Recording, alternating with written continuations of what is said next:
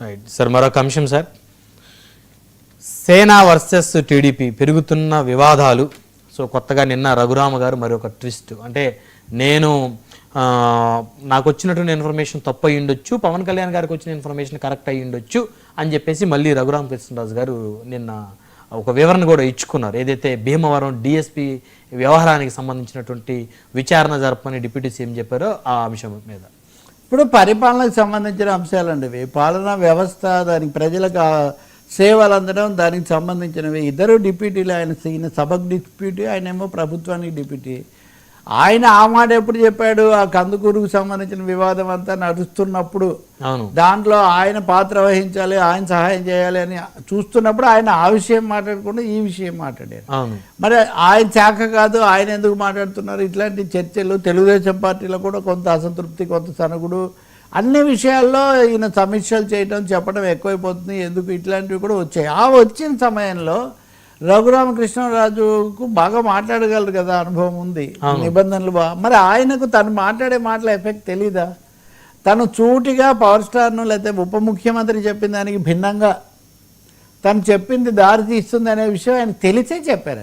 ఆయన అంత ఆలోచన ఈ మాట ఆ రోజు కూడా చెప్పారు. నాకున్న సమాచారం నేను చెప్తున్నానని మొన్న కూడా అన్నారు, నిన్న కూడా. కాకపోతే నిన్న అదనంగా పవన్ కళ్యాణ్కి తెలిసిన సమాచారం సరైనది ఉండొచ్చు అని ఈ మాట అంతకు ముందు రోజు చెప్పలేదు. అవును, నాకు తెలిసినంతలో అతను మంచోడు అనడమే కాదు, అక్కడ పేకాట సర్వసాధారణం అన్నాడు ఆయన.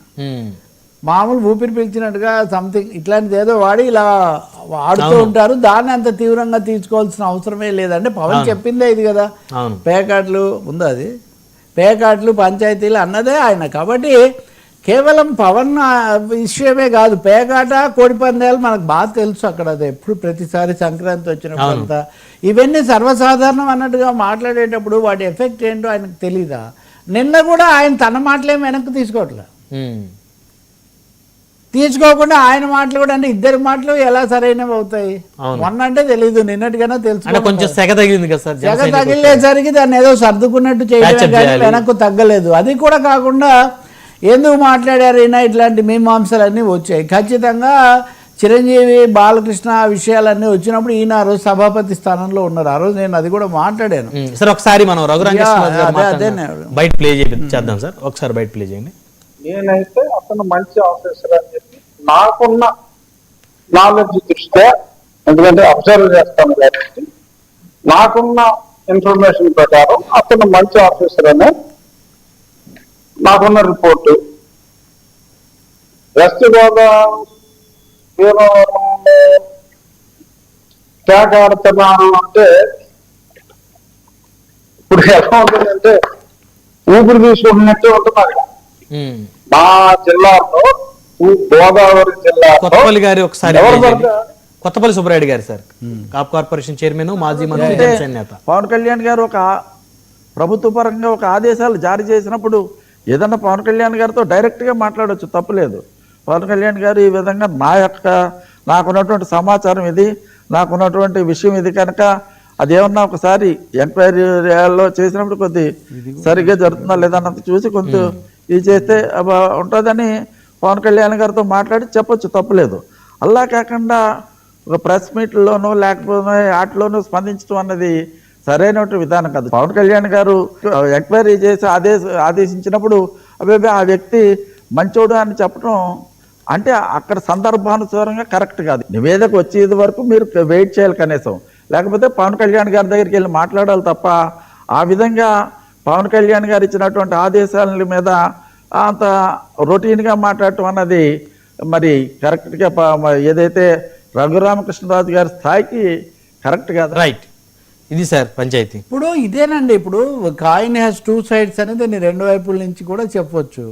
ఆయన నాకున్న సమాచారం ప్రకారం రెండోది నిజానికి మోర్ డ్యామేజింగ్. ఇది ఊపిరి పీల్చినట్టుగా ఇక్కడ అందరూ పెక్కడతారు, కోడి పందాలు ఇవి తప్పనిసరి. అంటే ఇప్పుడు మీరు ఆశ్చర్యకరంగా మీరు చూడండి, తర్వాత మనం చర్చిస్తాం. కొలికపూడి ఆయన కూడా పేకాట ఆడిస్తారని ఆయన కూడా ఆరోపణ చేస్తున్నారు కదా, అది మళ్ళీ మనం మాట్లాడదాం.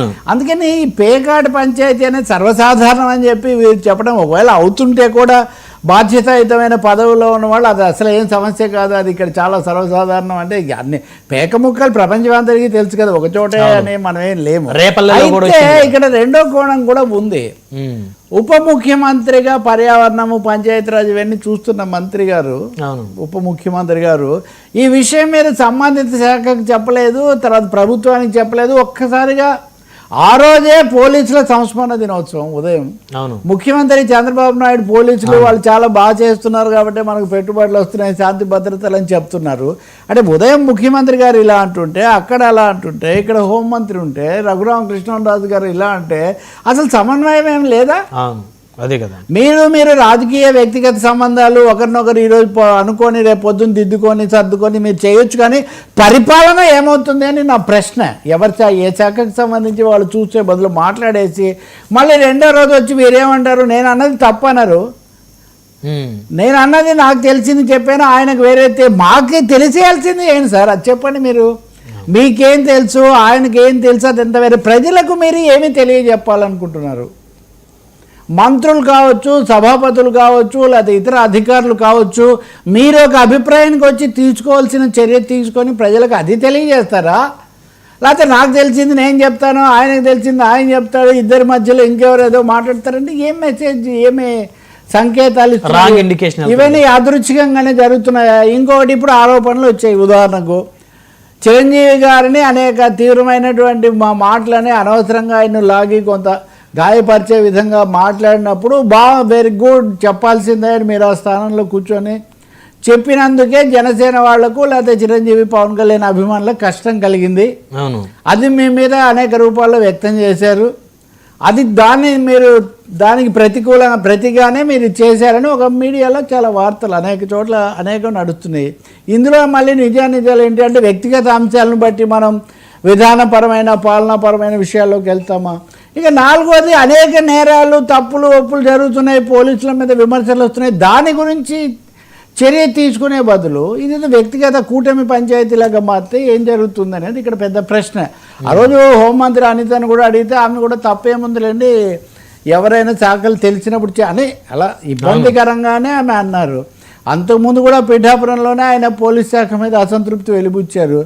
ముఖ్యమంత్రి అయిన తర్వాత రెండో స్థానంలో ఉన్న నాయకుడు కావాలంటే అక్కడే కూర్చొని మాట్లాడి పరిష్కారానికి చర్యలు తీసుకోవచ్చు. మరి బహిరంగ అంటే కొన్ని అసంతృప్తులు, కొన్ని భిన్నాభిప్రాయాల వల్లనే ఇలా జరుగుతున్నట్టుగా కనిపిస్తుంది. మీ అభిప్రాయాలు మీరు సర్దుకుంటారో లేదో కానీ శాంతి భద్రతలకు ఇప్పుడు దళితుడిని చంపేశారండి. అక్కడ దళితుడు చచ్చిపోయాడు కదా పిఠాపురం దగ్గర. మరి అప్పుడు ఏమేం ప్రకటన రాలేదు. అయితే ఇప్పుడు ఒక అంశం అండి తెలకపల్లి గారు, అంటే డిప్యూటీ సీఎం గారు మిగతా అన్ని శాఖల నుంచి వారి ఇన్ఫర్మేషన్ తీసుకునేటువంటి రైట్ వరకు ఉందా? రాజ్యాంగంలో ఏం లేదు. ఇప్పుడు రాజ్యాంగంలో ఉప ప్రధాని, ఉప ముఖ్యమంత్రి ఇట్లాంటి పదవులు ఏం లేవండి. గవర్నర్ గారు ముఖ్యమంత్రిని నియమిస్తారు, ముఖ్యమంత్రి సలహా మీద మంత్రులు నియమిస్తారు, ప్రధానమంత్రి కూడా అంతే. భారతదేశంలో కూడా విపి సింగ్ ప్రధానమంత్రి అయినప్పుడు దేవీలాల్ను ఉప ప్రధాని అన్నారు. కానీ అప్పుడు రాష్ట్రపతిగా ఉన్న ఆర్ వెంకటరామన్ దేవీలాల్ను మంత్రిగా ప్రమాణం స్వీకారం చేస్తున్నానని ఆయన చెప్తే ఈయన ఉప ప్రధానిగా అన్నాడు. అంటే అది లేదు కాబట్టి ఆయన మళ్ళీ అడిగాడు, మళ్ళీ చెప్పాడు మంత్రిగా అని. అంటే ఉప ప్రధాని, ఉప ముఖ్యమంత్రి పదవులు లేవు. వాస్తవానికి ఆంధ్ర తెలంగాణ విడిపోవడానికి ముందు ఏదో ఒప్పందాలు అది ఇది అన్నప్పుడు ఉప ముఖ్యమంత్రి పదవి 6,000 అని నీలం సంజీవ్ రెడ్డి అన్నాడని ఒక పెద్ద ఇది. ఇవన్నీ వాస్తవాలు ఉన్నాయి. కూటమిలో సర్దుబాటు చేసుకోవడానికి పెట్టుకోవచ్చు, గౌరవ స్థానంగా దాన్ని అటు పెట్టుకోవచ్చు, అందులో తప్పులేదు. కానీ రాజ్యాంగపరంగా ప్రత్యేకమైనవి ఏమీ రావు. అది ముఖ్యమంత్రి విచక్షణ మీద ఆధారపడి ఉంటుంది. ఫలానా వాళ్ళకి మీరు ఇప్పుడు ఉదాహరణకు హోంమంత్రి ఉంటారు, కానీ శాంతి భద్రతలు ముఖ్యమంత్రి గారే చూస్తుంటారు కదా. ఇప్పుడు ఇది ముఖ్యమంత్రి శాఖ. నిజం చెప్పాలంటే హోంమంత్రి గారు అని ఆయన అంటున్నారు, కానీ law and order important postings అన్ని ముఖ్యమంత్రి చూస్తారు వాస్తవం చెప్పాలంటే. అందువల్ల ఇవి కేవలం రిఫ్లెక్షన్స్ అనుకుంటున్నా, వేరే వాటి ప్రతిధ్వనులు తప్ప నిజమైన సమస్యలు కాదు ఇవి. కూటమిలో తెలుగుదేశము లేదా జనసేన వాటి మధ్యలో వస్తున్న కొంత ఇది. రెండోది రఘురామకృష్ణరాజు గారికి కూడా కొంత అసంతృప్తి. మంత్రి పదవి నేను అన్ని చేశాను, నాకు ఇవ్వలేదని ఒక ఎప్పుడు దాచిపెట్టుకోలేదు. డిప్యూటీ నుంచి స్పీకర్ కావాలని కదా ఆయన ఎప్పుడు దాచిపెట్టుకోలేదు. అందరికీ దాన్ని ఆయన బహిరంగంగానే ఆయన ప్రకటిస్తూ వచ్చారు. కాబట్టి దానివల్ల కూడా ఇప్పుడు ఇంకొక నిన్న ముఖ్యమైన ప్రకటన చేశారు ఆయన, అది కూడా నిజానికి మనం విడిగా మాట్లాడవచ్చు కానీ దీంట్లో చెప్పేద్దాం. జగన్మోహన్ రెడ్డి సభకు వస్తే ఆయన హోదా ఇస్తేనే వస్తాను, హోదా లేకపోతే నాకు సమయం రాదు అంటున్నారు. ఈ అంశాన్ని ముందు లేవనెత్తిందే ఈయన రాజు గారు. అవును, రాదు 60 రోజులు రాకపోతే రాదు అని ప్రతిసారి నేను అప్పుడు కూడా మీలాంటి వాళ్ళకి నా చర్చలన్నీ 60 రోజులు అవ్వాలి కదా. ఈ 60 రోజుల మధ్యలో ఒకసారి కనపడకుండా వచ్చి సంతకాలు పెడితే ఇవన్నీ చేస్తే, లేకపోతే గవర్నర్ ప్రసంగం రోజు వచ్చిపోతే, లేకపోతే సంయుక్త సమావేశాల మొదటి రోజు వస్తే ఇవన్నీ కౌంట్ అవుతాయి కదా. కాబట్టి 60 రోజులు అసలు సభ ఎక్కడ జరుగుతుంది? 12 రోజులు 15 రోజులు జరగడమే కష్టంగా ఉంటే అటువంటిప్పుడు 60 రోజులు రాకపోవడము, రద్దు కావడం ఎలా? ఎన్టీఆర్ గారు రాలేదు, జగన్మోహన్ రెడ్డి రాలేదు, జయలలిత రాలేదు, చంద్రబాబు రాలేదు, ఇంకా పార్లమెంట్లో కూడా కొంతమంది, వీళ్ళెవరికి ఏమీ రద్దు కాలేదు ఇంతవరకు అని.